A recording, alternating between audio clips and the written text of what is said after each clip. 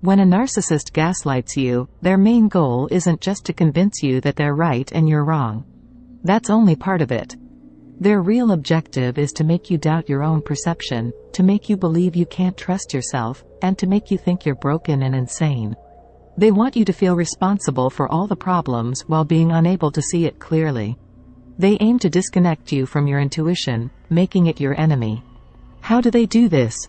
Every time something happens in the relationship, you end up blaming yourself. This is because they've implanted a narcissistic voice in your head that convinces you it's your fault, not theirs. Because of this, it's crucial to learn how to respond to gaslighting, both internally and externally. That's what we'll focus on in today's episode. Today, we'll learn how to effectively respond to a narcissist's gaslighting. This episode isn't just about what to say back to them, that's only one aspect. It will also equip you with the skills to create perceptual space, which is the most important thing.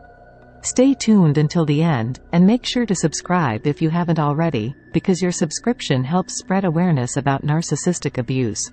Understanding perceptual space. Before diving into the techniques, let's understand the concept of perceptual space. When a narcissist gaslights you, they're trying to change your perception of reality. If they say something and later deny it, they aim to make you believe it never happened. They create an imaginary scenario where they're infallible, and you're the one making things up. To protect yourself, you need to take a stand internally. This means telling yourself, I know what happened, and I'm not crazy. Perceptual space is the mental buffer that allows you to step back and view situations objectively. When a narcissist attempts to distort your reality, you need to be able to rely on your own perceptions and memory. This buffer helps you maintain a sense of reality that isn't influenced by their manipulations. When faced with gaslighting, reaffirm your own experiences by documenting events in a journal. This practice strengthens your trust in your own memory and serves as a tangible reference point when you start doubting yourself. Whenever a narcissist says or does something to alter your understanding, recognize what's happening and stay firm in your knowledge of the truth. Don't let them move the goalposts, you need to keep your eyes locked on the reality you know. This is how you create perceptual space for yourself. Responding to, I never said that. When a narcissist denies something they said, don't engage in a circular argument. Instead, take a step back and pause. Notice what's happening in your body and use the blink strategy. Look at them with a soft gaze and blink slowly at least 5 times. This helps you focus and remain calm. Then, say something like, well, that's what I heard. By saying this, you're separating your perception from theirs and asserting your reality. You're not letting them dictate what you heard or how you processed information. Engaging in arguments about who said what can lead to frustration and more manipulation. The blink strategy serves as a momentary pause, allowing you to collect your thoughts and approach the situation with a calm mind. By responding with, well, that's what I heard, you're not accusing them or getting defensive. Instead, you're calmly stating your perception of the event. This response forces them to confront the fact that their words and actions are not going unnoticed and that you are confident in your own experiences. Moreover, keeping a record of conversations can be useful. If the situation escalates, having documented evidence of what was said can reinforce your position and help you maintain your sanity. It's not about proving them wrong in the moment, but about preserving your own mental well-being and staying grounded in your reality. Responding to, you're imagining things. When a narcissist accuses you of imagining things that never happened, respond assertively with, I don't imagine facts. This tells them that you see through their attempts to gaslight you. It shows that you know the truth and won't tolerate their abuse. They might continue to try, but it will become harder for them to manipulate you. Narcissists thrive on making you question your reality.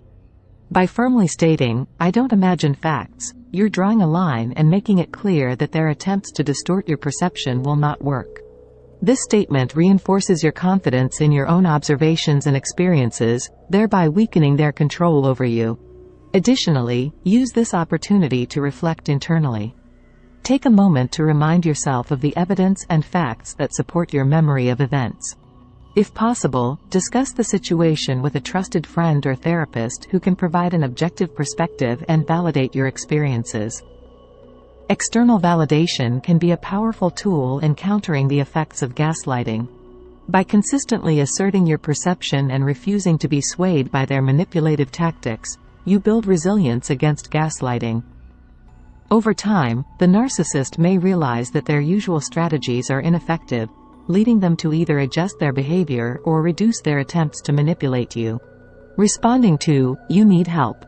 If a narcissist tells you that you need help or that you're going crazy, respond with, "I need someone who is helpful." This isn't about changing their behavior but about reinforcing your own perspective. You're not trying to win the argument, you're creating perceptual space for yourself. Another response could be, "That's your opinion, and I see things differently." Be cautious, though, as anything you say could trigger a narcissistic rage. You need to be mindful of how and when to say things to avoid severe consequences. Accusations about your mental health are common gaslighting tactics. By responding with, "I need someone who is helpful," you're not only deflecting their accusation but also subtly highlighting their unhelpful behavior. This response is assertive yet non-confrontational, allowing you to maintain your dignity without escalating the situation. Saying, "That's your opinion, and I see things differently," is another way to assert your reality without engaging in a futile argument. It acknowledges their perspective without validating it and reinforces your own perception. Be aware of the narcissist's potential reaction, and use these responses in a calm and controlled manner to minimize the risk of triggering their rage. Remember, the goal is not to change their mind but to protect your own mental health. By consistently responding in a way that affirms your reality, you reinforce your confidence and reduce the impact of their gaslighting. Disengaging from yelling and screaming. If a narcissist becomes extremely violent or starts yelling and calling you names, disengage. Say, "I don't respond to that tone or volume. When you feel normal, we can talk again." This suggests their behavior is abnormal and you won't tolerate it. It also shifts the blame back to them, where it belongs. Then, cut off the conversation and don't respond until they become cordial again. When they act like nothing happened, play along if necessary to maintain your peace and safety. When a narcissist resorts to yelling and screaming, it's a tactic to intimidate and control you through fear. By calmly stating, "I don't respond to that tone or volume. When you feel normal, we can talk again," you're setting a boundary and refusing to be manipulated by their aggression. This response indicates that you recognize their behavior as inappropriate and will not engage with it. Disengagement is crucial in these situations. Physically remove yourself from the environment if necessary, and don't re-engage until they have calmed down. This approach helps to escalate the situation and protects your emotional well-being. It also sends a clear message that their outbursts will not achieve the desired effect. In instances where the narcissist acts as if nothing happened, you may choose to play along for your own peace and safety. This doesn't mean accepting their behavior but strategically avoiding further conflict. Use these moments to reinforce your boundaries internally and prepare for future interactions. Gaslighting is a complex issue, but these techniques can help you manage it better. Let me know your thoughts and experiences in the comments. If you know anyone being faced with the waterfall of narcissistic abuse, please encourage them and share our channel to them also. Don't forget to subscribe, like and share your thought for more insightful videos.